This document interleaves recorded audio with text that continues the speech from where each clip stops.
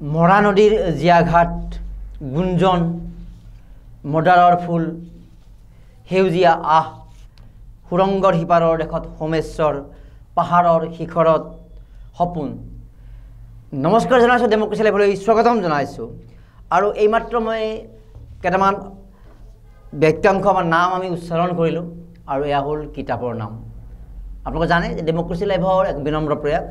ইতিপূৰ্বে প্ৰকাশিত গ্ৰন্থৰ লেখকসকলক আমি আমন্ত্ৰণ কৰি আনি আমাৰ ডেমক্ৰেচি লাইভৰ ষ্টুডিঅ'ত এটা বছৰে আমি গ্ৰন্থ ৰমন্থন এক অনুষ্ঠান কৰি আহিছোঁ আৰু এই অনুষ্ঠানৰ জৰিয়তে লেখকসকলক বা ইতিপূৰ্বে প্ৰকাশিত গ্ৰন্থৰ কিছু আলোচনা লেখকৰ বিহাইণ্ড দ্য চিন কিছু কথা আমি আলোচনা কৰিবলৈ প্ৰয়াস কৰোঁ আমি আজি স্বাগতম জনাইছোঁ এগৰাকী বিশিষ্ট লেখক তেওঁ ঔপন্যাসিক কবি সমাজসেৱক এয়া হ'ল ভাৰ্গৱ শৰ্মা ডাঙৰীয়া দাদা স্বাগতম জনাইছোঁ নমস্কাৰ আৰু আমাৰ লগত আনদিনাৰ দৰে এই গ্ৰন্থ ৰমন্থনৰ অন্যতম এগৰাকী সংগী লেখক সাংবাদিক আৰু আমাৰ মৰমদেন ডেমক্ৰেচি লাইভ পৰিয়ালৰ অন্যতম জ্যেষ্ঠ সদস্য এয়া হ'ল ডিম্বেশ্বৰ ডাঙৰীয়া আপোনাক স্বাগতম জনাইছোঁ আমি প্ৰশ্ন ডিম্বেশ্বৰ ডাঙৰীয়াৰ পৰাই আৰম্ভ কৰোঁ তাৰপিছত আমি গ্ৰন্থ ৰমন্থন কৰিম তো প্ৰথম প্ৰশ্ন বা কিবা আহ্বান থাকিব নেকি আপোনাৰ প্ৰতি কিবা ইতিমধ্যে কোৱা হৈছে ভাৰ্গৱ শৰ্মা এগৰাকী লেখক নাট্যকাৰ সমাজ সংগঠক আৰু এগৰাকী গীতিকাৰ তেখেতে ভালেমান গীত সৃষ্টি কৰিছে নাটক সৃষ্টি কৰিছে উপন্যাস সৃষ্টি কৰিছে গল্প সৃষ্টি কৰিছে আৰু ভালে সংখ্যক সাংস্কৃতিক অনুষ্ঠানৰ সৈতে জড়িত এইগৰাকী ব্যক্তি আমি আমন্ত্ৰণ কৰি আনিছোঁ আমি তেখেতক প্ৰশ্ন সুধিম তাৰ আগতে আমি তেখেতৰ এটা কবিতাৰে আমি কাৰ্যসূচী আৰম্ভ কৰিম আমি তেখেতক কবিতা এটা পঢ়িবলৈ আহ্বান জনাইছোঁ হয়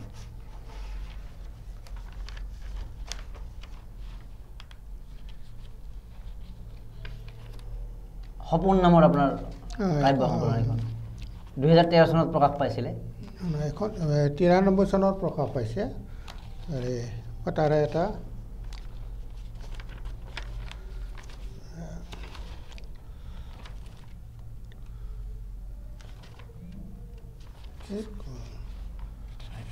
ৰেণ্ডমলি যিকোনো এটা কবিতা এই সপোন কবিতা পুথিখন মই 1993 চনত প্ৰকাশ কৰিছিলোঁ হয় তাৰে এটি কবিতা মাতিম বুলি ভাবিছোঁ নিশাৰ নিৰাৱতাৰ বুকুৰ নৈখনৰে পাৰ হ'ব খুজিছিল তাইৰ এটি সাঁচতীয়া সপোন সপোনতে উজাই গৈছিল মনৰ কিবা নাও হয়তো নৈৰ সিপাৰে আছে সুৰুজমুখী মানুহৰ সোণবৰণীয়া অচিনাকি গাঁও উজাই গৈ আছিল নাও কিন্তু হঠাতে ৰৈ গৈছিল তলবল পানীত ময়ূৰপংখী নাও তাই দেখিছিল নৈৰ সোঁতত উটি আহিছে কিছুমান মুমূৰ্ষ নৰকংকাল হালধীয়া বতাহত অৱগাহন কৰি আছে সিহঁতৰ হেতা পৰা মুখবোৰ ভয়তে তাই চিঞৰি দিছিল আৰু সপোন ভাঙিছিল খিৰিকী মুখত তেতিয়া পৰি আছিল এচেৰেঙা পুৱতিৰ কোমল ৰ'দ গছৰ ডালত এজাক কাউৰী তীব্ৰ কলা হ'ল কাউৰীবোৰে যেন ক'ব বিচাৰিছিল সপোনত দেখা নৈখন তেজৰহে সেউজীয়া নৈখন কাহানি বাই শুকাই গ'ল ধন্যবাদ সুন্দৰ এটা ইংগিতময় এটা প্ৰতিকাত্মক কবিতা হ'বলৈ যিবিলাক লাগে আমি ডাঙৰীয়াৰ একাধিক্ৰমে প্ৰশ্নৰ মাজলৈ যাম তাৰ পূৰ্বে আমি এটা অভাৰঅল এটা প্ৰশ্ন এটা উত্থাপন কৰি আপোনাৰ পৰা উত্তৰ ল'ব বিচাৰিছোঁ এটা আহ্বানো হ'ব যে কিতাপনো কি কিতাপ কিয় লাগে আপুনি কিতাপৰ প্ৰেমত কেতিয়া পঢ়িছিল কিতাপ কেনেকৈ পঢ়িব লাগে কিতাপ আমাক কিয় লাগে এইখিনি অকণমান কথা অকণমান আহ্বানৰ নিচিনা হ'ব সেই কথাটো আমি আৰম্ভ কৰোঁ কথাটো কিতাপ কিয় লাগে আমাৰ যিটো ভাষা সাহিত্য তাৰ উত্তৰণ ঘটিবলৈ হ'লে বা কিছুমান কথা জানিবলৈ হ'লে কিতাপ লাগে আগৰ দিনত ঋষিমুনিসকলে লিখিছিল সংস্কৃত ভাষাৰ তেতিয়া সাঁচতীয়া পুথি আছিল আমাৰ অসমতো সাঁচতীয়া পুথি আছিল কিন্তু সেইবিলাক বহুল প্ৰথা নাছিল সীমাবদ্ধ ঋষিমুনিৰ মাজতে সীমাবদ্ধ আছিল আৰু মানুহে এটা সময়ত আমাৰ বিশেষকৈ অসমত সাহিত্যসকলৰ মৌখিক সাহিত্য আছিল সেইবিলাক লিখিত অৱস্থা নাছিল কিন্তু ইমান এইবিলাক ছন্দ বনাই পেলাই তেওঁলোকে কবিতাই হওক বা গীতেই হওক তেওঁলোকে গাইছিলে এই মুখে মুখে চলি আহে গোটেই এইবিলাক মৌখিক সাহিত্য তাৰপিছত লাহে লাহে কিতাপৰ হেৰি হ'ল আৱিৰ্ভাৱ হ'ল বুলিয়ে কৈছোঁ লিখিত আকাৰে মানুহৰ মাজত সমাজত কিছুমান বস্তু বিয়পাই দিবলৈ প্ৰচেষ্টা কৰা হ'ল কিতাপ আকাৰে আমাৰ কিতাপ অকল সমাজৰ যিটো হেৰি ব্যৱস্থা সমাজ ব্যৱস্থা তাৰপিছত ধৰ্ম বা তেনেকুৱা ঐতিহাসিক ঘটনা এইবিলাক বুৰঞ্জী বুলি ক'ব পাৰি সেইটো কিতাপ আকাৰেই হৈছে কিন্তু ধৰক গোটেই কিতাপ লাগিবই কিতাপৰ এইটো হেৰি কি বুলি কয় কিতাপ এতিয়া ধৰক আমি স্কুলত পঢ়িছোঁ কিতাপ লৈছোঁ কলেজৰ চবতে কিতাপেই জ্ঞানৰ এটা পৰিপূৰক হেৰি বস্তু সমল এইখিনিতে আৰু ৰখাই যে কিতাপৰ দুটা কথা এটা পাঠ্যক্ৰম বা এটা নলেজ বেছ যিটো আমাৰ কাৰিকুলাম থাকে সেইটো এটা বিষয় আৰু যিটো সাহিত্যৰ জৰিয়তে জাতিৰ ভাষা যিটো কথা ক'লে যে ভাষা জীয়াই থাকিবলৈ হ'লে আমাৰ সেই মাধ্যম হ'ল কিতাপ গতিকে এই সাহিত্য বিষয়ক কিতাপৰ প্ৰয়োজন বা আমাৰ যিখিনি ভাষা চৰ্চাৰ যিবিলাক আমাৰ সমল থাকে কবিতা গল্প উপন্যাস এই ধৰণৰ বিষয়ৰ সেই প্ৰয়োজনখিনি আপুনি কেনেকৈ অনুভৱ কৰে আৰু শেহতীয়াকৈ কি পঢ়ি আছে আপুনি মই এতিয়া মই কবিতাই মোৰ কবিতাই প্ৰিয় কবিতাই প্ৰথম আৰম্ভণি মই কবিতাই লিখিছিলোঁ এতিয়া ধৰক তেনেকৈ আজি ছমাহমান মই একো কিতাপ পঢ়া মই লিখাতে ব্যস্ত আছোঁ এখন গল্প পুথি লিখিম বুলি ভাবি আছোঁ লিখি আছোঁ গতিকে ধৰক কি ক'লে আপুনি মানে এই সাহিত্যৰ যিবিলাক অংগ কবিতা গল্প সাহিত্য যিটো মানে সেই ধৰণৰ কিতাপৰ প্ৰয়োজনখিনি ক'ত অনুভৱ কৰে বাকীটো আমাৰ এই কাৰিকুলামৰ কিতাপটো লাগিবই গতিকে এই যে সাহিত্যৰ কিতাপৰ প্ৰতি মানুহৰ কিয় অধ্যয়ন কৰাটো জৰুৰী বা কিয় প্ৰয়োজন আপুনি নিজে কেনেকৈ প্ৰয়োজন অনুভৱ কৰে গ'লে আপুনি শেহতীয়াকৈ কি পঢ়ি আছে চাওক কিতাপ অধ্যয়ন কৰাটো দৰকাৰী অসমৰ বিশেষকৈ মই অসমৰ মানুহ যেতিয়া অসমৰ কথাই ক'ম অসমীয়া সমাজৰ যিবিলাক কথা আছে সেই কিতাপ আকাৰে পঢ়িলে মানুহে গম পায় আৰু কিতাপ অধ্যয়ন কৰিব লাগে কবিতা অধ্যয়ন কৰিব লাগে কাৰণ অধ্যয়ন কৰিলে মানুহৰ জ্ঞানৰ পৰিসৰ বাঢ়ে আৰু ধৰক কিছুমান কিতাপ হয়তো বহুতে কিনিব নোৱাৰে কাৰণ যিবিলাক ডাঙৰ ডাঙৰ ৰাইটাৰে লিখি থৈ গৈছে সেই কিতাপবিলাকৰ দাম বেছি অৱশ্যে লাইব্ৰেৰীত উপলব্ধ হয় কিন্তু কথা হৈছে কি এই কিতাপবোৰ লাইব্ৰেৰীত গৈ পঢ়িব লাগে তেতিয়াহ'লে আমাৰ জ্ঞান বাঢ়িব আমি বহুত কথা জানিম আৰু ধৰক গোটেই পৃথিৱীৰ কথাই জানিম কিতাপৰ জৰিয়তেই জানিম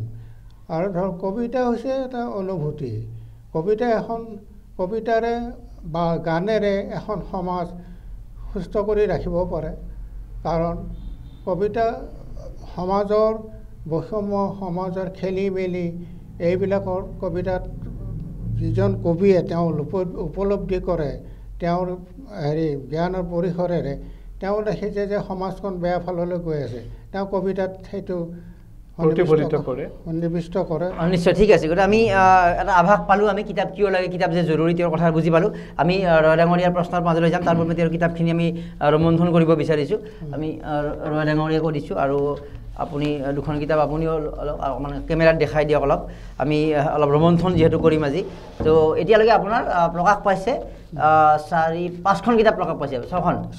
ছখন কিতাপ মোৰ হাতত আছে এই মুহূৰ্তত পাহাৰৰ শিখৰত এইখন উপন্যাস নেকি নহয় এইখন শিশু সাহিত্য পাহাৰৰ শিখৰত তাৰপিছত মোৰ লগত থকা এখন কিতাপ গুঞ্জন আধুনিক গীতো লিখি তেখেতে ৰয় ডাঙৰীয়া কৈছে ইতিমধ্যে যে আধুনিক গীতৰ এগৰাকী গীতিকাৰ আৰু লগতে এখন মৰা নদীৰ জীয়াঘাট এইখন আপোনাৰ উপন্যাসো লিখিছে গীতো লিখিছে শিশু সাহিত্য লিখিছে যিটো অতি প্ৰয়োজন আপোনাৰ হাতত থকা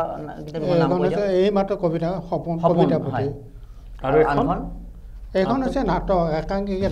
নাটকো লিখিছে হয় এই নাটকখন মই পাঠশালা সাহিত্য সভাত দ্বিতীয় পুৰস্কাৰ পাইছিলোঁ আচ্ছা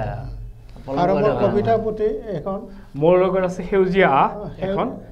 কাব্যগ্ৰন্থ আন এখন আছে সুৰংগৰ সিপাৰৰ দেশত সোমেশ্বৰ এইখন শিশু উপন্যাস মানে সুন্দৰকৈ তেওঁ ভালেকেইখন লিখিছে এইখন মই সেউজীয়া এইখন মই অসম কবি সন্মিলনত প্ৰতিযোগিতা বিভিন্ন সমবেত সংগীত লিখি গোটেই বৃহত্তৰ বেলতলা অঞ্চলৰ বিভিন্ন অনুষ্ঠান প্ৰতিষ্ঠানত তেখেতে খ্যাতি হৈ পৰিছে আৰু তেখেতৰ গীত পৰিৱেশন কৰিছে বিভিন্ন অনুষ্ঠান প্ৰতিষ্ঠানে মূলতঃ এগৰাকী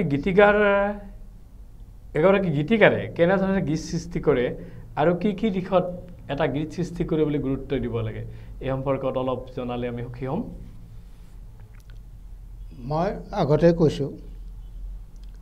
সংগীত গীত আৰু সংগীত হয় মানুহৰ অবিচ্ছেদ্য অংগ হয় সংগীত নহ'লে মানুহৰ নিথৰ হৈ যাব আৰু গীতটো সুৰ দিলে সংগীত হয় গীতিকাৰে গীত এটা লিখে আৰু সুৰকাৰে সুৰ দিয়ে তেতিয়া ধৰক গীতিকাৰে যিটো গীত লিখিছে তেওঁৰ এটা স্বতঃস্ফূৰ্ত এটা এটা সুৰ এটা আছে তেওঁৰ সুৰত সেইটো গীতটো লিখিলে কিন্তু সুৰকাৰে আকৌ সেইটো ধুনীয়াকৈ সজাই পৰে ধুনীয়া সুৰ দিয়ে যেতিয়া গানটো গীতিকাৰে শুনে তেতিয়া তেওঁৰ মানে আনন্দ লাগে হয় এইটো গান মই লিখিছোঁ নে এনেকুৱা যেন লাগে মোৰ যেতিয়া গীত এটা ধৰ মোৰ এটা সুৰটো থাকিবই সেই সুৰটোতে এজন সুৰকাৰে যেতিয়া সুৰ দিয়ে যেতিয়া মই চিডিত বজা শুনো তেতিয়া মোৰ মনটো বৰ ভাল লাগে আনন্দত উৎফুল্লিত হৈ পৰা হয় মূলতঃ আমি সুধিছিলোঁ যে এগৰাকী গীতিকাৰে গীত সৃষ্টি কৰিবলৈ বা এটা গীত লিখিলে কি কি দিশত গুৰুত্ব দিয়াৰ প্ৰয়োজন গীত লিখিবলৈ ধৰক প্ৰেমৰ আজিকালিতো বেছিভাগ ৰোমান্টিক প্ৰেমৰে গীত মই ধৰক আগলৈ যদি যাওঁ পুৰণি অসমলৈ আমাৰ মূলতঃ আছিল বিহুগীত হয় বিহুগীতবিলাক লিখিত অৱস্থাত নাছিল মানুহৰ মুখে মুখে এই তাহানি সেই চহাসকলে পথাৰত খেতিয়কসকলে হাল বাই যি বিহুগীত ৰচিছিল মুখে মুখে গীতবিলাক ছন্দ আকাৰে লিখিছিল আৰু সেইবিলাক তেওঁলোকে সুৰেৰে গাইছিল ডেকা গাভৰুৱে তেওঁলোকে বিহু নৃত্য কৰিছিল সেইবিলাক গীতেই মই ভাবোঁ সেইবিলাক বিহুগীত ধৰক আৰু আমাৰ যিবিলাক চৰ্যাপদ আছে চৰ্যাপদৰ গীতেই কিন্তু কথা কৈছে এতিয়া বৰ্তমান আহি আধুনিক পালোঁ আধুনিক গীতত আমি ধৰক চমুকৈ ধৰ খুব চুটিকৈ হয়তো 3টা ষ্টেঞ্জাত আজিকালি গীত লিখে গতিকে ধৰক সেই 3টা ষ্টেঞ্জাত তেওঁলোকৰ গীতত প্ৰেমৰ আহিব সমাজৰ কথা আহিব ধৰ্মৰ কথাও আহে মাজে মাজে শুনিছোঁ আৰু ধৰ্মীয় এইবিলাক সংগীতবিলাক আকৌ বেলেগ বস্তু গীত বিভিন্ন দিশ আছে সংগীতৰ বিভিন্ন সেইবিলাক মই গীত বুলি নধৰোঁ তেওঁলোকে শাস্ত্ৰীয় যিবিলাক হেৰি আছে শাস্ত্ৰীয় এটা ক্লাছিকেল সেইটো বেলেগ আৰু আমাৰ ধৰ্মৰ নামঘৰৰ যে নাম সেইটো নাম বুলি কৈছোঁ সেই নামবিলাকৰ আকৌ বেলেগ গতিকে ধৰক আপুনি যিটো কৈছে গীতিকাৰে গীতিকাৰে প্ৰথমতে এটা হৃদয়ৰ এটা অনুভূতি লাগিব যে এইটো এটা বস্তু দেখিলে সমাজত বেয়া এটাই দেখিলে তেওঁ সেইটো অন্তৰত আঘাত লাগে ক্ৰিয়া কৰে আৰু সেইটোকে তেওঁ গীত আকাৰে সৃষ্টি কৰে আৰু তেনেকৈ মানে বিভিন্ন গীত সৃষ্টি হৈছে আচ্ছা যিয়ে নহওক আপুনি গীত ভালেকেইটা গীত লিখিছে আৰু এখন গীতৰ কিতাপো প্ৰকাশ পাইছে গুঞ্জন নামৰ ইয়াৰ উপৰি আপুনি গম পোৱা মতে আপুনি ভাৰতীয় গণনাট্য সংঘৰ সৈতেও জড়িত আছিল আৰু ভাৰতীয় গণনাট্য সংঘৰ লক্ষ্য আৰু উদ্দেশ্য কি আছিল আৰু ভাৰতীয় গণনাট্য সংঘই কিয় মানে গণসংগীত সৃষ্টি কৰিছিল এই সম্পৰ্কত গণসংগীত মানে কি অলপ ক'লে সুখী হ'ম ভাৰত স্বাধীন হোৱাৰ পাছত হয় ভাৰতীয় গণনাট্য এটা গীত মাতৰ নাটকৰ অনুষ্ঠান ভাৰতীয় ইণ্ডিয়ান পিপলছ থিয়েটাৰ এছ'চিয়েশ্যন আমি শ্বৰ্টকৈ গ'লে IPTA বুলি কওঁ এই IPTA আছিল প্ৰগতিশীল সমাজৰ হকে কাম কৰা প্ৰগতিশীল সমাজৰ হকে কাম কৰি তেওঁলোকে গীত নাটক আদি তেওঁলোকে প্ৰচাৰ কৰিছিল মানুহৰ মাজত সমাজখন এক কৰি মানে বৈষম্য নাই ধনী দুখীয়া বৈষম্য হেৰি নাই তাত আমি সকলো সমান সকলো আমি ভাৰতীয় সেই হিচাপে তেওঁলোকে মূলতঃ উদ্দেশ্য সেইটোৱে আছিল এতিয়া ধৰক আমাৰ ভাৰতীয় গণনাট্য সংঘৰ অসমতো প্ৰভাৱ পৰিছিল অসমত মই তেতিয়া সৰু আছিলোঁ মই ক্লাছ 5 মান 6ত পঢ়া তাৰপিছত আমি আহিছিলোঁ গুৱাহাটী জজ খেলপথাৰত ঘৰতে গণতন্ত্ৰ সংঘৰ এখন সভা হৈছিল তাত এতিয়া মনত আছে কি বুলি কয় A.K. হাংগল বলৰাজ চাহানী এইবিলাক চিনেমা দেখিছোঁ তেওঁলোক আহি লেকচাৰ আৰু আমাৰ ভূপেন হাজৰিকা খগেন মহন্ত হেমাংগ বিশ্বাস অঁ তেওঁৰ নামটো ল'বই লাগিব তেওঁ বেছি হেৰি আছিল অৰিহণা আছিল হেমাংগ আগভাগ লৈছিলে আৰু ধৰক আমি আহিছিলোঁ চাবলৈ তেতিয়াৰ পৰা মোৰ কিবা এটা গণনাট্য সংঘৰ প্ৰতি এটা মোৰ হেৰি হ'ল কিন্তু এতিয়া বহুতেই ক'ব খোজে যে এইটো হৈছে গণনাট্য সংঘ CPI আৰু CPM-ৰ এটা সৃষ্টি কিন্তু মই যি দেখিছোঁ পলিটিকেল তাত এজেণ্ডা নাই নহয় তেওঁলোকৰ প্ৰগতিশীল সমাজৰ কাৰণে কাম কৰে প্ৰগতিশীল সমাজৰ উন্নতিৰ কাৰণে গীত নাটক আদি প্ৰচাৰ কৰে মানুহৰ মুক্তিৰ কাৰণে মানুহক মটিভেটেড কৰে তেনেকুৱা ভাৱে দেখিছিলোঁ আৰু সেইকাৰণে মই আকৃষ্ট হৈছিলোঁ আৰু মই এটা সময়ত গণনাট্য সংঘৰ দিছপুৰ শাখাৰ সম্পাদক হৈছিলোঁ মোৰ সান্নিধ্যলৈ আহিছিল কেশৱ মহন্ত খগেন মহন্ত তাৰপিছত আমাৰ চেণ্ট্ৰেলত আছিল কেশৱ মহন্ত প্ৰেচিডেণ্ট বিপুল তালুকদাৰ তাৰপিছত আপুনি জানে বিপুল তালুকদাৰ জানো আৰু হেৰি আৰু এজনৰ নাম মই পাহৰিলোঁ তেওঁ সম্পাদক আছিলে গতিকে আমি ধৰক বহুত কাম কৰিছোঁ আমি ধৰক অধিৱেশনো পাতিছোঁ আৰু ধৰক বিশেষকৈ আমি বিষ্ণুৰাভা জ্যোতিপ্ৰসাদৰ বিষয়ে আমি বেছি হেৰি কৰোঁ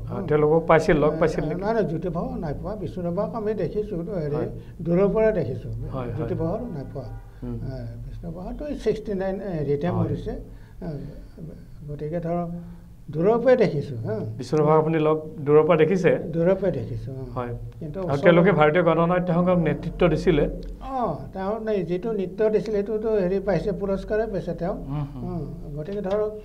গণনাট্য সংঘৰ মূল উদ্দেশ্য প্ৰগতিশীল সমাজৰ কাৰণে কাম কৰা সমাজক আগবঢ়াই লৈ যোৱা এটা নতুন ধাপ নতুন হেৰি আচ্ছা আভাস এটা পালোঁ সুন্দৰ প্ৰশ্ন আৰু সেই ধৰণৰ সংগীত আমাক লাগিব কাৰণ সামাজিকভাৱে উদ্বুদ্ধ হৈ থকাৰ বা সামাজিক দায়বদ্ধতাক যদি মনত পেলাই দিব লাগে এই ধৰণৰ গীতে আমাক এটা উদ্বেলিত কৰি ৰাখে গতিকে সুন্দৰ প্ৰশ্ন মাজতে আৰু এটা যিটো আপুনি বিভিন্ন কথা লিখিছে এটা জ্যেষ্ঠ লেখক জ্যেষ্ঠ কবি হিচাপে আমি আপোনাক যিটো অভিযোগ কৰিব পাৰোঁ ভাল লেখা কেনেকৈ লিখিব লাগে ভাল লেখা কি অনুশীলন লাগে কি কৰিব লাগে আৰু এটা আগতেও এটা প্ৰশ্ন কৰিছোঁ সেই প্ৰশ্ন আকৌ ৰিপিট কৰিছোঁ শেহতীয়াকৈ আপুনি কি অধ্যয়ন কৰি আছে প্ৰথমতে ভাল লেখা কেনেকৈ লিখিব লাগে তাৰপাছত আপুনি শেহতীয়া কি অধ্যয়ন কৰি আছে কবিতা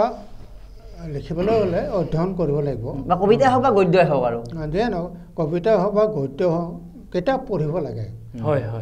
ধৰক আজিকালি বিদেশী কিতাপ ধৰ বহুত অনুবাদ হৈছে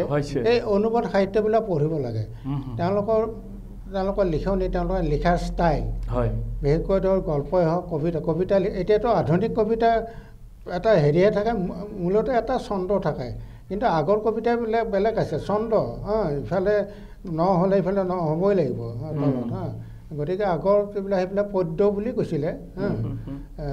আমি পদ্যই পঢ়িছোঁ আৰু মই প্ৰথম লিখোঁতে পদ্যই লিখিছিলোঁ গতিকে এটা অধ্যয়ন কৰিব লাগিব তেওঁলোকৰ কিতাপবোৰ অকল তেওঁতো কবি এজনৰ মনৰ ভাৱ থাকিব পাৰে কিন্তু লিখিবলৈ হ'লে এটা লিখিলে কিন্তু সেইটো কবিতা নহ'বও পাৰে গতিকে তেওঁ আৰু এটা কথা মই হীৰেণ ভট্টাচাৰ্য শব্দৰ খেলা ইমান অসমীয়া ভাষাত ইমান ধুনীয়া ধুনীয়া শব্দ আছে সেই শব্দবিলাক বাছি উলিয়াব লাগিব আৰু অকল খেলা নেকি এটা খেলা নেকি এইটো এটা শব্দৰ খেলা নেকি খেলা শব্দৰ মানে এনেহ'লে বৰ চিৰিয়াছ হ'লে মানে বাপৰে সাংঘাতিক খেলা বুলি ক'লে মানুহৰ মনটো ভাল লাগি যাব সেইকাৰণে মই গুৰুত্ব দিছোঁ খেলা শব্দই খেলিব লাগিব শব্দৰে খেলিব লাগিব ফুটবলো খেলে এতিয়া শব্দৰো খেলিব লাগিব মানে এগৰাকী লেখক এজন খেলুৱৈও মানে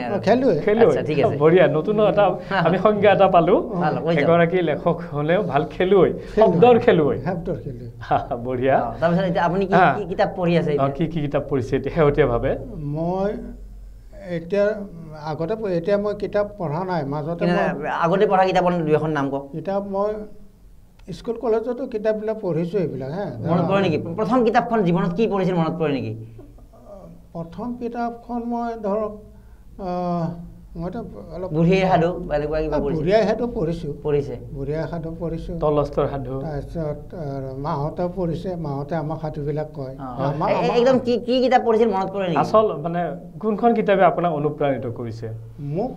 এখন কিতাপে অনুপ্ৰাণিত কৰিছিল হেৰি পিগ মিলিয়ন এখন কাৰ আছিলে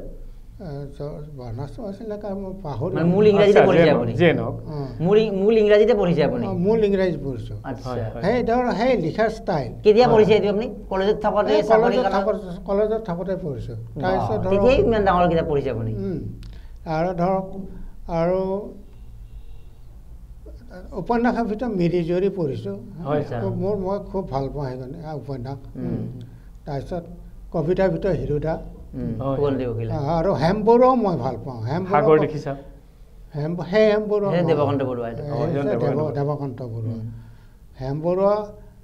ধৰ এজন ৰাজনীতিকো আছিল তেওঁ কবি হিচাপেও হেৰি ভাল লিখে কবিতা গতিকে তেওঁৰ কবিতা মই উলিয়াওঁ কবিতা কেতিয়াবা তেওঁৰ কবিতা পঢ়ি মই ভাল পাওঁ আৰু হিৰুদাটো কথা ক'বই নালাগে শব্দৰ খেলা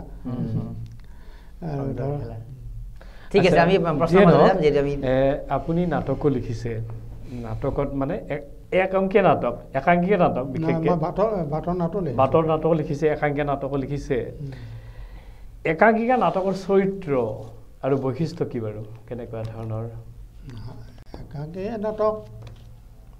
একাংকিয়া মানে 1 ঘণ্টাৰ ভিতৰত হ'ব লাগিব নাটক হয় গতিকে সেইখনৰ বোলে লিখাটো টান গোটেইখিনি 1 ঘণ্টাৰ ভিতৰত সামৰি ট্ৰেজেডি হওক কমেডি হওক গোটেইখিনি আনি তাত দিয়াটো ইমান সহজ কথা নহয় ফুল ফেজৰ ড্ৰামাৰ কথাটো বেলেগ কিন্তু একাংকিয়া নাটকত কষ্ট কৰিব লাগিব ধৰ মই যিখন লিখিছোঁ মদাৰৰ ফুল এখন অসমৰ বানপানীৰ সমস্যাৰ ওপৰত লিখিছোঁ এই বানপানীত জুৰুলা হৈ এই তেওঁলোক ধৰ এহাল দম্পতী ল'ৰা ছোৱালী বা তেওঁলোকৰ খেতিপথাৰ চব ব্ৰহ্মপুত্ৰ খনে লৈ গ'ল উটুৱাই লৈ গ'ল আনকি নিজৰ মতা মানুহটোক উটুৱাই লৈ গ'ল ট্ৰেজেডি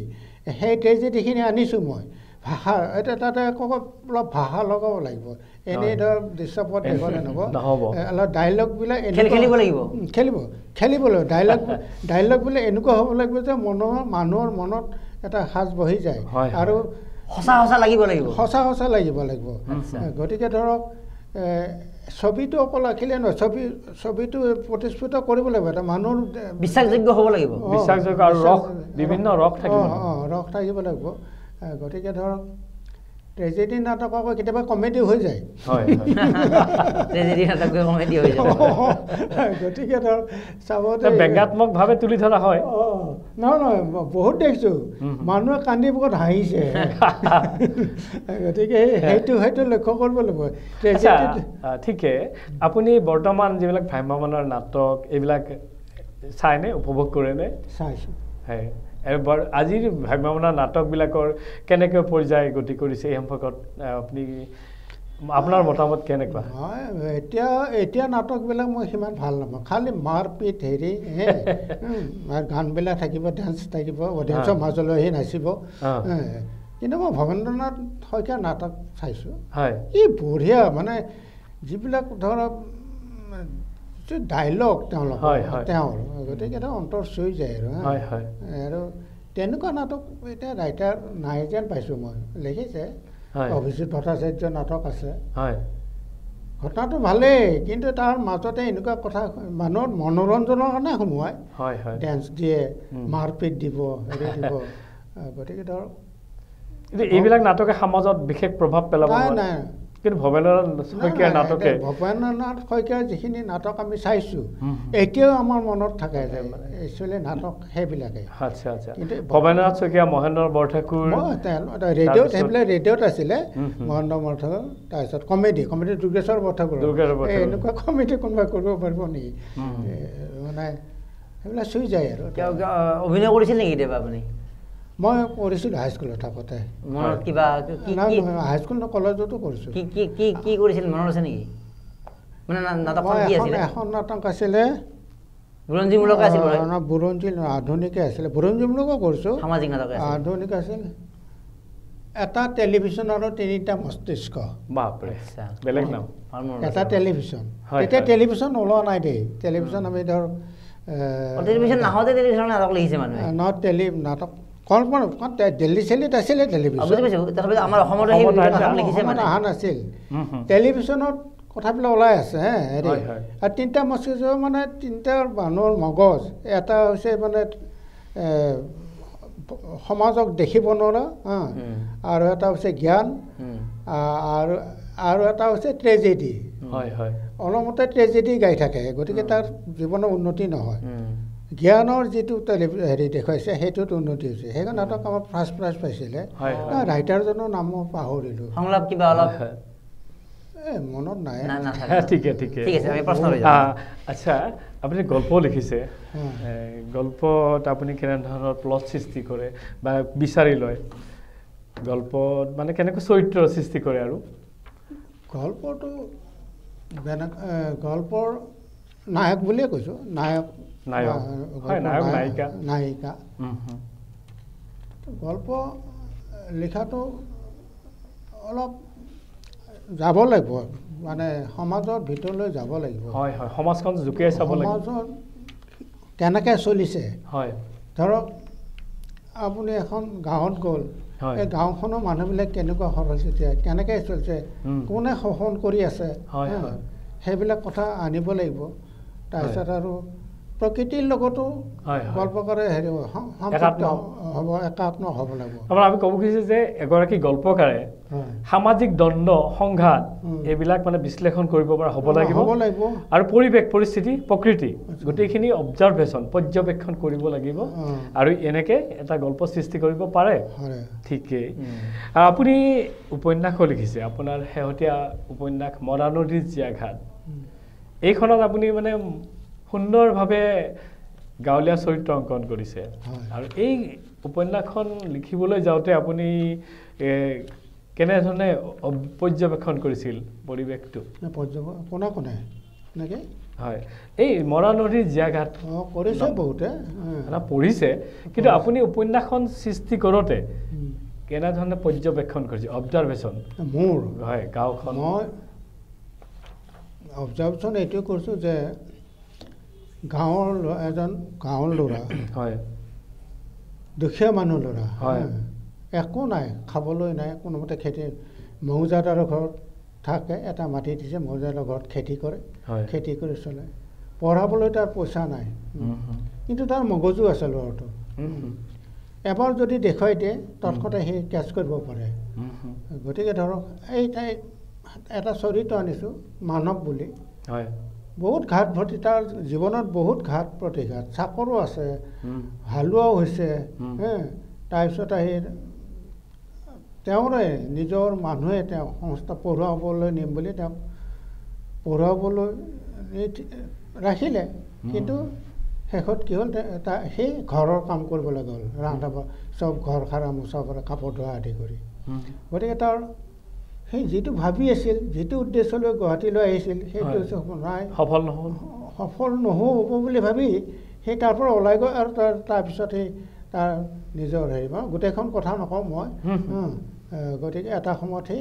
HS অফিচাৰ হ'লগৈ কিন্তু সেই একাগ্ৰতা যাৰ আছিল মই কৰিমেই কিবা এটা জীৱনত কৰিমেই আজি ধৰক এই APSC যে পাইছে পেপাৰ পাইছে দুখীয়া মানুহ ল'ৰা খাবলৈ নাই কিন্তু এই মাক বাপেকে নাজানে যে কি ACS কি পালে বা বোপাই কি পালে কিন্তু এই তাৰ একাগ্ৰতাৰে পঢ়ি তাৰ যিটো হেৰি লক্ষ্য সেই লক্ষ্যত উপনীত হৈছে সঁচাই শলাগিবলগীয়া আপুনি সেই মানে এখন উপন্যাসৰ জৰিয়তে যে সাধাৰণ পৰিয়ালৰ মানুহেও উচ্চাকাংক্ষা থাকিলে বহুত ওপৰলৈ যাব পাৰে অগ্ৰসৰ হ'ব পাৰে সেইটো দাগি ধৰিছে হয় গাইড লাগিব গাইড কিয় গাইড লাগিব তাৰ যদিও আছে তাৰ ব্ৰেইন আছে হেৰি আছে কিন্তু কথা যে তাক লৈ যাব পাৰিব লাগিব হয় হয় পথ দেখুৱাব পাৰে এই গাঁৱলৈ এজনী তাৰে সমনীয়া এই ছোৱালীজনী তাইক স্কুলত সি নাযায় কিন্তু কথা হৈছে কি যিখিনি পঢ়ি আছে দূৰৰ পৰা শুনে দূৰৰ পৰা শুনি কিনি তাৰ এনেকুৱাই কেচ কৰিব পাৰে যে তাৰ মগজত চব হৈ গৈছে অ ক খ লিখিবলৈ শিকিলে তাই শিকাইছিল ছোৱালীজনে শিকালে উপন্যাসৰ চৰিত্ৰৰ চৰি তাই সেই চৰিত্ৰটো মই দিছোঁ গতিকে এজন হেৰি লাগিব গাইড লাগিব পথ দেখুওৱা মানুহ লাগিব যিয়ে নহওক কিয় আপুনি মানে সেইখন মৰা নদীৰ জেগাত এখন সুন্দৰ উপন্যাস আৰু এইখনৰ জৰিয়তে আপুনি অৱহেলিত অনাদৃত মানুহে যাতে সমাজত প্ৰতিষ্ঠা লাভ কৰে তাৰ আপুনি পথ দেখুৱাইছে আৰু এখন এখন সুন্দৰ উপন্যাস আৰু সমাজত ভালদৰে স্বীকৃত হৈছে যিয়ে নহওক আপুনি মানে অসমৰ বিভিন্ন সামাজিক সাংস্কৃতিক অনুষ্ঠানৰ লগত জড়িত আপুনি সাহিত্য সভাৰ লগত জড়িত হৈ আছে অসম সাহিত্য সভাৰ সভাপতি আছিল নেকি মই অসম ঘোঁৰামাৰা প্ৰথমতে খ্ৰীষ্টানবস্তিত সেউজী শাখা সাহিত্য সভাত আছিলোঁ তাত পত্ৰিকা সম্পাদক হৈছিলোঁ আৰু তেতিয়াই মোৰ আলোচনী অসম সাহিত্য সভা শিৱসাগৰত যেতিয়া হৈছিলে তাত লৈ গৈছিলোঁ কিন্তু এটা কথা ক'ব লাগিব যে ল'ৱাৰ আছামৰ মানুহতকৈ আপাৰ আছামৰ মানুহে কিতাপ কিনে কিন্তু সেইটো ভাল কথা কৈছে ভাল মানে আমাৰ ল'ৱাৰ আছামৰ নিগেটিভ কিন্তু আলোচনা কৰা হোৱাটো ভাল হৈছে মই যেতিয়া মোৰ সম্পাদক আলোচনীখন লৈ গৈছিলোঁ এই থাপতে উৰি গ'ল বুজিছে নাই মই যিমানখিনি নাই নাই তেওঁলোকে কিতাপ পঢ়ে মই এইটো মানে দেখিছোঁ কিতাপ পঢ়া কালচাৰ নামনি অসমত কম এইটো কিয় নাজানো আৰু আপুনি কৃপণে এনে ইচ্ছাই নকৰে পৰিৱেশ নাই চৰ্চা নাই আৰু ধৰক এতিয়া ধৰক মই যিখন উপন্যাস লিখিছোঁ মই যদি অপাৰ অসমত যাব পাৰিলোঁ মই বহুত বিক্ৰী মোক এতিয়া হেৰি ফোন নম্বৰ আছিল নহয় লখিমপুৰ ধেমাজিপুৰে মোৰ ফোন কৰিছে আপোনাৰ কিতাপখিনি পঠিয়াবচোন এনেকৈ বহুতে ফোন কৰিছে এই যে এখন আলোচনী আছে হেৰি কি আছিল নামটো পাহৰিলোঁ হেৰি মানে উজনি অসমৰ বা সেই প্ৰান্তৰ পৰা আমাৰ নামনি মানুহখিনি শিক্ষা ল'ব লগা আছে মানে কাৰণ আমাৰ নামনি অসমৰ মানুহটো দুখীয়া নহয় বহুত ধনী মানুহ সমানেই বুলি ক'ব পাৰে কিন্তু কালচাৰ যিটো কোৱা হয় সেই কালচাৰটোৰ অভাৱৰ কাৰণে কামবিলাক কেতিয়াবা হৈ নুঠে আচলতে অধ্যয়নৰ কালচাৰ সেইটো তেওঁলোকৰ তাত আছে আৰু তাৰ ফলততো তেওঁলোক দুখীয়া হৈ যোৱা নাই মানে কিতাপ কিনাৰ কাৰণে উজনি অসম চব দুখীয়া হৈ লাওলোৱা হৈ গ'ল মানে তলি উদং হৈ গ'ল সেনেকুৱাতো হোৱা নাই গতিকে নামনি অসমৰ এইটো সত্য কথা আমি উজনি নামনি ভাগ কৰিব খোজা নাই কিন্তু তথাপিতো এটা প্ৰান্ত হিচাপে আমি ধৰি লৈছোঁ পোনপটীয়াকৈ কিবা আহ্বান জনাব আপুনি নিশ্চয় নামনি অসমৰে নামনি অসম হয় ক'ত জন্ম হৈছিল আপোনাৰ মই উত্তৰ গুৱাহাটী আছে তো আমাৰ নামনি অসমৰ মানুহখিনিক এই কিতাপৰ ক্ষেত্ৰত যিহেতু আমি আলোচনা কৰি বুজি পালোঁ যে আপুনিও ক'লে যে কিতাপ লাগিব ভাষাটোৰ কাৰণে জাতিটোৰ কাৰণে নিজৰ জ্ঞানৰ কাৰণে তো সেই মানুহখিনি কি আহ্বান জনাব যে কিতাপ কিনিলে মানুহ দুখীয়া হৈ নাযায় কিতাপ কিনিলে মানে তলি উদং হৈ নাযায় বা কিবা আহ্বান জনাব নেকি ভাল কথা কৈছে এইটো কিতাপ তেওঁলোকে নপঢ়ে এনেই বিনা পইচা পালে পঢ়িব কিন্তু কথা হৈছে কি তেওঁলোকে ভাবে নেকি যে তেওঁলোকেও এজন পণ্ডিত বা তেওঁলোকেও লিখিব পাৰে এনেকৈ ভাবে অলপ এনেকুৱা শুনা যায় ঠিক কথা কৈছে এই আমিও বাৰু লিখিব সেই বস্তুটো কাষ নচবাকৈ হয় তুমি লিখিব পাৰা আমি ভালে পাইছোঁ কাষ নচবাকৈ সেই ধৰণৰ এটা মন্তব্য নিজৰ ভিতৰত লৈ থাকে সেইটো এটা আৰু কিন্তু এইটো কথা ক'ব লাগিব যে ক'ৰবাত পইচা কৃপণ শব্দটো ব্যৱহাৰ কৰিলে হয়তো মই নিজে নামনি অসমৰ মানুহ আমি অজস্ৰ কিতাপ কিনো বা আমি পঢ়োঁ বা দহজনক কওঁ গতিকে ক'ৰবাত কিতাপৰ নামত পইচা খৰচ কৰিলে এনেই যাব এই কথা ভাবে নেকি আমাৰ সেইটো হয় কি বুলি কয় গাৰ্জেনবিলাকে ধৰক ল'ৰা ছোৱালীয়ে কিতাপ ছবি দেখিলে কিতাপ কিনে দেই শিশু সাহিত্যত মই দেখিছোঁ আপুনি এখন শিশু সাহিত্য ভালেই লিখক যদি তাত যদি ছবি নাই আকৰ্ষিত নহয় বিশেষকৈ এতিয়াতো ইংৰাজীৰ কাৰ্টুনবিলাক যিবিলাক আছে এই সেইবিলাক সাহিত্যৰ প্ৰতি বেছি অনুৰাগ তেওঁলোকৰ আকৰ্ষিত হয় আপুনি গ্ৰন্থমেলাত চাব এই ছবি থকা ইংৰাজী যিবিলাক পিকচাৰ টেকচাৰ থাকে সেইবিলাক কিতাপ বেছি বিক্ৰী হয় এতিয়া অসমীয়া মাধ্যমত যিবিলাকে পঢ়ে অসমীয়া মাধ্যমত পঢ়া ল'ৰা ছোৱালীয়ে কিন্তু হেৰি পঢ়ে কিন্তু কথা হৈছে কি গাৰ্জেনেওতো তেওঁলোকক উৎসাহ দিব লাগিব গাৰ্জেনেই নিকিনে এইবিলাক পঢ়ি কি ল'ব এই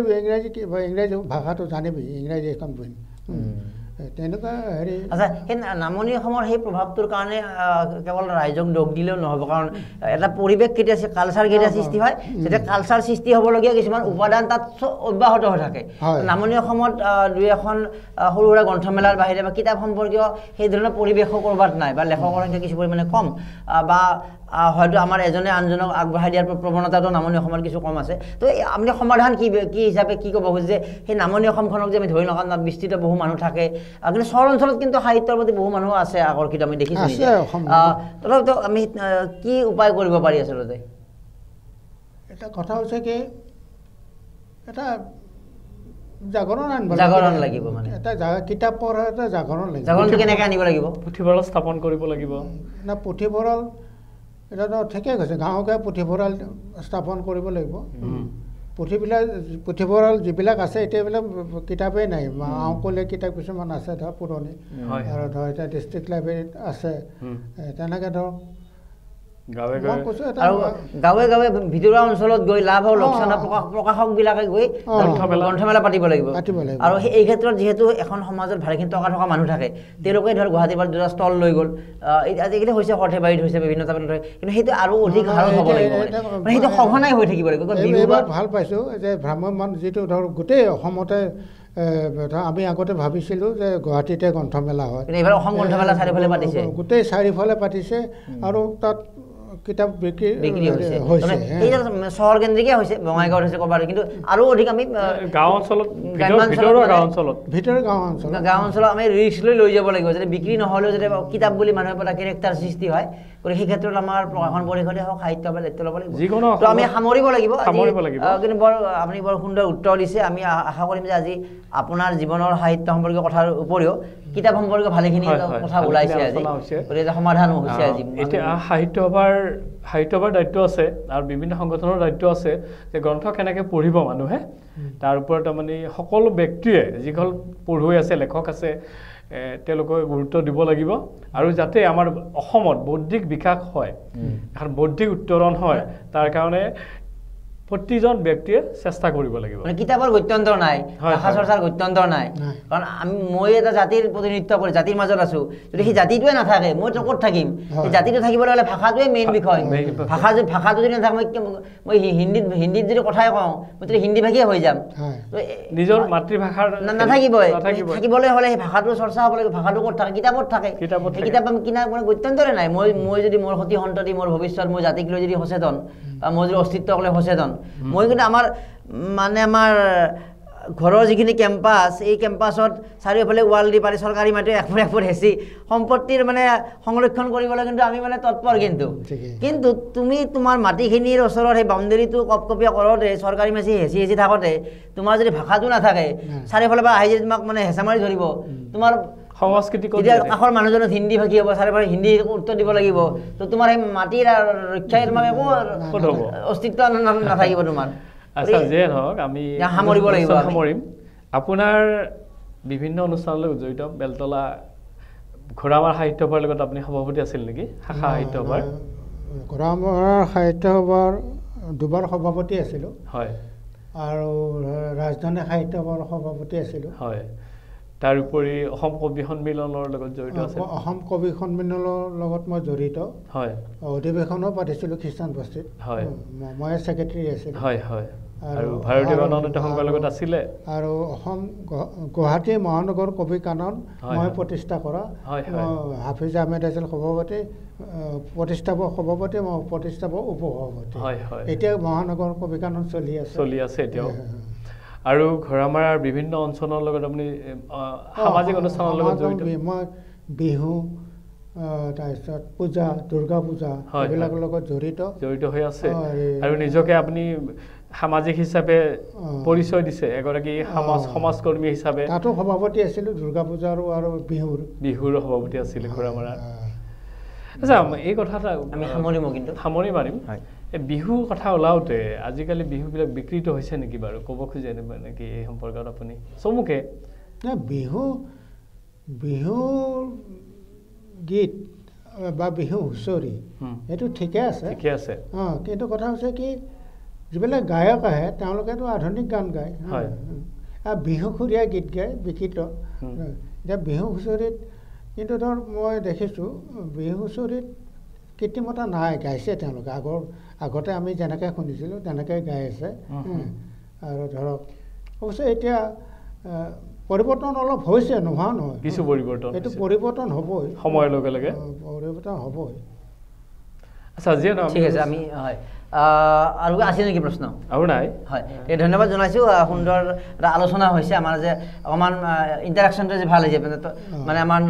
নৰ্মেল মানে সাধাৰণ আলোচনাতকৈও মানে আজি এটা অলপ মানে ইণ্টাৰেক্টিভ হৈছে বস্তুখিনি আৰু কিছুমান সমাধানো ওলাইছে কিতাপক লৈ কথাক লৈ আমি বিহু সম্পৰ্কীয় কথাও ভৱিষ্যতে পাতিম এইবাৰ যেতিয়া আমি অসম ৰঙালী উৎসৱ 2024 আমি আয়োজন কৰিছিলোঁ আৰু অসম ৰঙালী উৎসৱ 2025ত আমি আয়োজনৰ ইতিমধ্যে প্ৰস্তুতি আৰম্ভ কৰিছোঁ আৰু আপোনালোকে জানি ভাল পাব আমি এইবাৰৰ পৰা আমি বিহু আৰু পূজাত সম্ভৱ হ'লে দুখনকৈ আমাৰ যিটো এটা কমাৰ্চিয়েল আমাৰ মৰমলেণ্ড বা পাব্লিকেশ্যন ডেম'ক্ৰেচি লেভেলৰ পৰা আমি এখন সাহিত্য বিষয়ক আৰু বিভিন্ন কথা এখন আলোচনী উলিয়াম যাতে অসমৰ ভাষা সাহিত্য বিভিন্ন ক্ষেত্ৰত এটা প্ৰভাৱ পেলাব পাৰে তাৰ বাবে আমি ইতিমধ্যে আমাৰ যিখিনি ঘোষণা ৰাজহুৱা ঘোষণা আগবঢ়াম আমি আশা কৰিম যে অসম ৰঙালী উৎসৱৰ সময়ত আমি বিহু সম্পৰ্কীয় যিখিনি কথা আজি আমি আৰম্ভণি কৰিছে ৰয় ডাঙৰীয়া এইবিলাক কথা আমি ভৱিষ্যতেও নিশ্চয় পাতিবলৈ চেষ্টা কৰিম ধন্যবাদ জ্ঞাপন কৰিছোঁ যে আপুনি এই সাহিত্যৰ নামত কাৰণ বেছিভাগেই ভাবে যে মোৰ মাজত মই যেনেকৈ ক'লোঁ যে নিজৰ ঘৰৰ কেম্পাছৰ বাউণ্ডেৰী ৱাল দি তাৰ মাজত আবদ্ধ হৈ থকাটোৱে জীৱনৰ আটাইতকৈ সৰ্বোচ্চ প্ৰাপ্তি বুলি অনুভৱ কৰে কিন্তু আপুনি সেই ঘৰৰ সীমাৰ অতিক্ৰম কৰি এই যে আপুনি 6খনকৈ কিতাপ লিখা খ্ৰীষ্টান বস্তিৰ কবি সন্মিলন পাতা বা অধিৱেশন পাতা ক'ৰবাত গণনাট্য সংঘত অংশগ্ৰহণ কৰা এই যে আপুনি সামাজিক হ'বলৈ চেষ্টা কৰিছে আৰু তাতেই জীৱনৰ সাৰ্থকতা আচলতে থাকে বহুতে নিজৰ মাজত জীয়াই থকাটোকে জীৱনৰ সাৰ্থকতা বুলি ভাবে আৰু অৱশেষত গৈ কিন্তু তেওঁ নিজে হয়তো কেতিয়াবা অনুতপ্ত হয় কিন্তু অনুশোচনা হোৱাৰ পূৰ্বে কামত লগাটো ভাল গতিকে আপোনাৰ জীৱনটো এটা আদৰ্শ যে আপুনি এটা ব্যস্ত চাকৰিয়ালো আছিলে আপুনি ছেক্ৰেটেৰিয়েটত আছিলে কি বিভাগ আছিলে আপোনাৰ মই আণ্ডাৰ ছেক্ৰেটেৰী হিচাপে ৰিটায়াৰ হৈছোঁ মই SAD ছেক্ৰেটেৰিয়েট এডমিনিষ্ট্ৰেশ্যন ডিপাৰ্টমেণ্টৰ নিশ্চয় তো ইমান গুৰুদায়িত্বৰ পিছত সাহিত্যৰ লগত আপুনি জড়িত হৈ আছে সামাজিকভাৱে জড়িত হৈ আছে সাহিত্য সভাৰ লগত জড়িত হৈ আছে গতিকে আমি সামাজিক হ'ব লাগে জীৱনটোত আমি আমাৰ যিখিনি আমাৰ সম্ভৱ আমি আমাৰ বাবে পৰিয়ালৰ বাবে সংসাৰৰ বাবে দিয়াৰ পিছতো যিখিনি আমি বাকী থাকে সমাজৰ বাবে দিবলৈ চেষ্টা কৰিব লাগে সেইখিনি কাম কৰিছে গতিকে আমি সেইফালৰ পৰা আপোনাক আমি এটা সফল ব্যক্তি বুলি অভিহিত কৰিম আৰু এতিয়া যিহেতু অৱসৰকালীন সময় আৰু অধিক সৃষ্টি হওক আৰু ৰয় ডাঙৰীয়াক ধন্যবাদ জনাইছোঁ যেনেকুৱা এগৰাকী ব্যক্তিক ডেম'ক্ৰেচি লাইভৰ ষ্টুডিঅ'লৈ অনাৰ ক্ষেত্ৰতে ভূমিকা পালন কৰিছে গতিকে আমি ভাৰ্গৱ শৰ্মা ডাঙৰীয়াক সুস্বাস্থ্য কামনা কৰি শুভেচ্ছা জ্ঞাপন কৰিছোঁ আপোনাৰ পৰিয়ালৰ সকলোৰে আমি শুভেচ্ছা জ্ঞাপন কৰিছোঁ যে আপোনাৰ এই সাহিত্য যাত্ৰাত সহযোগ কৰি আছে আৰু লগতে ৰয় ডাঙৰীয়াক ধন্যবাদ জনাইছোঁ যে আজি সুন্দৰ সুন্দৰ প্ৰশ্নৰে তেখেতে ভাৰ্গৱ শৰ্মা ডাঙৰীয়াৰ পৰা কিছু কথা উলিয়াবলৈ চেষ্টা কৰিছে আৰু গ্ৰন্থ ৰমন্থনৰ জৰিয়তে এইদৰে আমি সাহিত্যিকসকলৰ পৰা বা লেখকসকলৰ লেখিকাসকলৰ পৰা এনেদৰেও আগন্তুক সময়তো বিভিন্ন কথা আমি আলোচনাৰ জৰিয়তে আগবঢ়াই দিবলৈ প্ৰয়াস কৰিম শেষত এটাই যে আমাৰ যে সাৰাংশত এটা কথাই ওলাল যে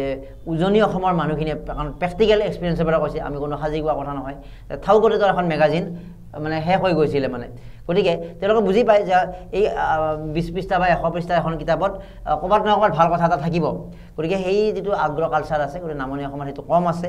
এতিয়া বাঢ়াৰ লক্ষণ দেখা গৈছে গতিকে আমি আশাত জীয়াই থাকিম আৰু নামনি অসমতো বা আমাৰ সকলোৱে আচলতে কিতাপৰ প্ৰতি আকৰ্ষিত হওক তাকে কামনা কৰিছোঁ ধন্যবাদ জ্ঞাপন কৰিছোঁ আৰু আমাৰ যি ডেম'ক্ৰেচি লাইভৰ ষ্টুডিঅ'ৰ পৰা গ্ৰন্থ ৰমন্থন অনুষ্ঠানৰ সৈতে ডিম্বেশ্বৰৰ সৈতে মই মৰম কুমাৰে বিদায় লৈছোঁ ময়ো ডেম'ক্ৰেচি লাইভে মোক মাতি আনি এইখিনি কথা ক'বলৈ সুযোগ দিয়াত মই তেওঁলোকলৈ আন্তৰিক শলাগ জনাইছোঁ আৰু ধন্যবাদ জনাইছোঁ ধন্যবাদ